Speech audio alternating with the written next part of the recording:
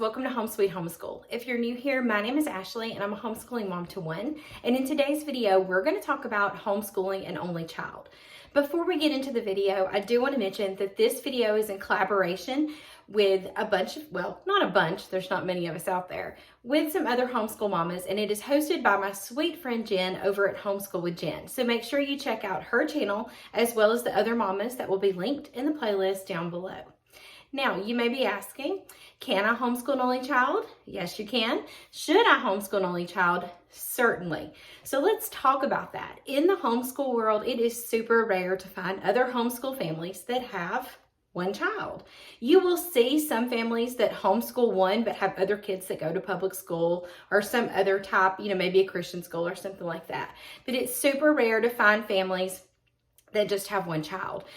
When you look on YouTube, when I go to homeschool conventions, it's really rare to meet someone else. And so it's very important that when we do find each other, that we're there to support each other. So we're out there. I know we're out there. We just have to come together and support each other and share our ideas. And so I was so excited to get into this collaboration so we can reach those other families that are thinking about homeschooling their only child or that are doing it or just looking for some community. So let's talk about homeschooling an only child. There are benefits and there are some things to think about. I'm not going to say the bad part of it because it's not bad, but you do have to be intentional about certain things. So first off, let's talk about the benefits of homeschooling an only child.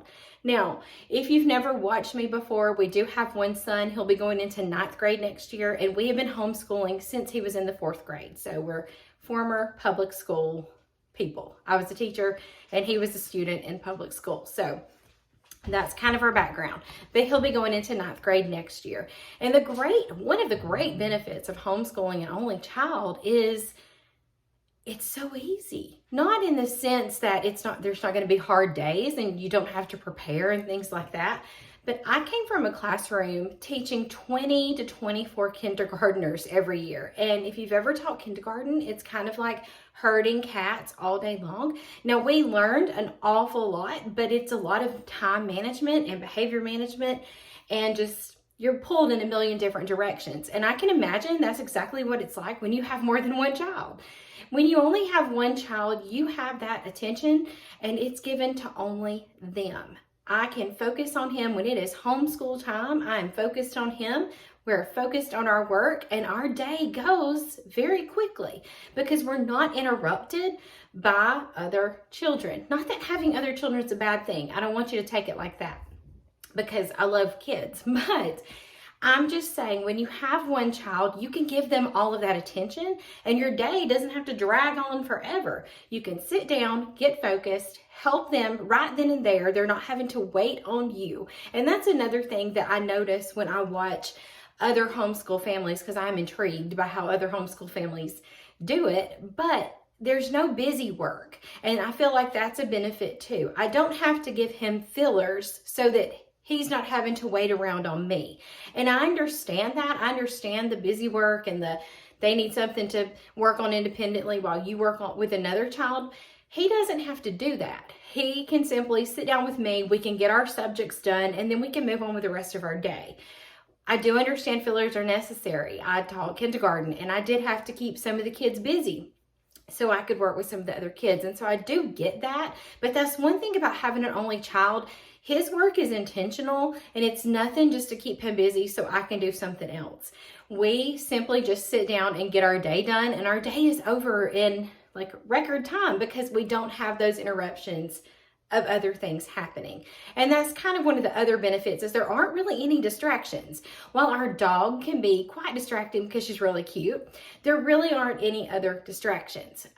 When I'm sitting with him, we pretty much stay focused the entire time and we just get it done. I'm not having to get up and go change a diaper. I'm not having to get up and tend to somebody who's crying or isn't happy. Like we just get our work done. Now, I will say on the days that I homeschool another child, it's his best friend that comes 2 days a week. That is a much more distracting day. And our day takes a little bit longer because they're feeding off of each other. And it's like, oh, homeschooling one's a lot easier. Okay, so I'm not saying it's going to be a piece of cake. That's not what I mean. You still have to work at it, but it's a lot easier managing one instead of managing more than one. All right, so another thing that I like about it is we're together a lot. And so our relationship has gotten very strong. It's really let me get to know how he learns best. And I've kind of learned it over the years that we've been homeschooling, and I'm able to tailor his education to exactly what he needs. I'm able to see what math works right with him, how he learns the best, and I'm able to customize that for him. Now, that doesn't mean you can't do that with a big family, because you can, but with just one to focus on, I could really hone in and get exactly what he needs to help him learn and succeed. And I was able to do that and able to find out real quick what his learning style is and what works best for him. And you can do that when you have an only child. You can do that when you have more than one kid. But of course, it would be a little bit harder to individualize absolutely everything. There are so many benefits to homeschooling, period. But I want to talk about some things you may want to think about if you're going to homeschool your only child. The first thing is don't shy away from curriculums that say they are made for large families. I see this all the time in the unit study groups that I'm a part of. Like, well, I only have one kid, so can I use this? Yes, don't shy away from those places that make family style curriculum. If you've got a child who is interested in these unit studies or in these science units, and just because they say they're made for families, that doesn't mean that you can't use it with your family. We have loved the science units from The Good and the Beautiful. We love Gather Around Homeschool and campfire curriculums. And while they are designed to make it easier for larger families, they also work very well for one student. And that is something that we have been using for the last few years, and it's going to continue on into high school because that's what works for my son. So don't be afraid of those curriculums that say they're family style. If you think they'll work for your only child, go for it. Another thing I want you to think about when you start to homeschool your only child is you are going to be everything to that one kid, especially if they're younger. If you're starting with a child who's 4 or 5, even up into elementary school, and you're with that child all day long, you're not only going to be their mom, but you're going to be their teacher. You're probably going to be their playmate. You're also going to have to clean the house. Like, you're going to be doing a lot of things, and that can get exhausting because you're on all the time. It's up to you. And so I will say teaching your only child how to play independently or having a part of the day where they can go and do something independently is not only important for them, it's important for you too, to have that breather during the day where they are kind of entertained and on their own. Now, I will say one thing about my son is he's a wonderful player, and he always has been. And so while he enjoyed playing with my husband and I, we would sit and play with him. There were times he was like, I'm just going to go off and play by myself now. So he was really good at that, but I also had to be the one who went outside to play with him during the day.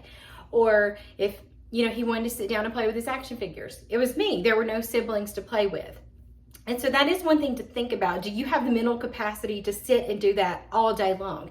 And if you are going to be at home with your only child, make sure you're putting in just a little bit part of the day where they are doing something independently, or they have quiet time in their room. I know a lot of families do quiet time where the kids go off for like an hour and they can do something quietly in their room. It gives them a break and you a break.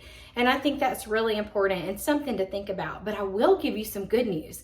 As they get older, they don't need you as much. And so even though my son and I are home with each other all day long, we don't spend every waking minute with each other. He does a lot of things on his own now. He does like to go off in his room and read. He likes to write stories.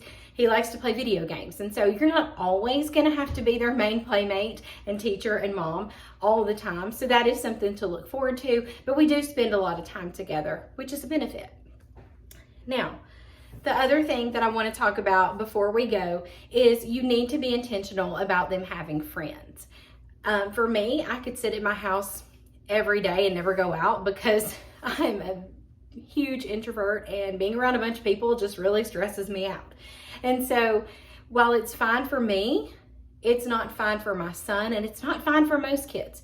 And so you do have to be intentional about planning times for your kids to be out and about. And that doesn't mean that you have to go to school, because I was a teacher and we pretty much spent the entire day telling kids to be quiet because we needed to teach a room full of kids. And so I don't think school is the best place to be socialized, but I do think you do need to get your children out, whether that be in church or you go out and go shopping, and so they're around a bunch of people of varying ages, and they get to learn how to socialize with everybody. So co-ops are a good resource, church, just getting out into your community. If you have family that, you've got cousins and they're varying ages, just make sure you're intentional about getting them out. Have play dates where people can come over.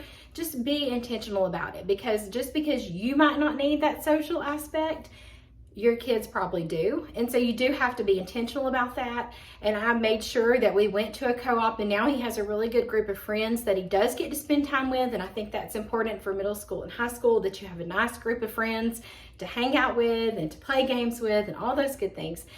And if you're not intentional about that, that's not going to happen. Kids are not going to magically show up at your house to play or to become friends with your kids. So you do have to be intentional about planning the socialization aspect of homeschool. So that's what I have so far about homeschooling an only child. If you have any more questions, let me know in the comments. If you want to know about what curriculum we used, you can check out some of my other videos. I have a ton. If you have any more questions pertaining to homeschooling an only child, let me know, and I'll be glad to answer them in the comments or make a second video, whatever would work. Leave them down there. Don't forget to watch the playlist, because they may be talking about something completely different that I forgot about. And as always, thank you so much for watching.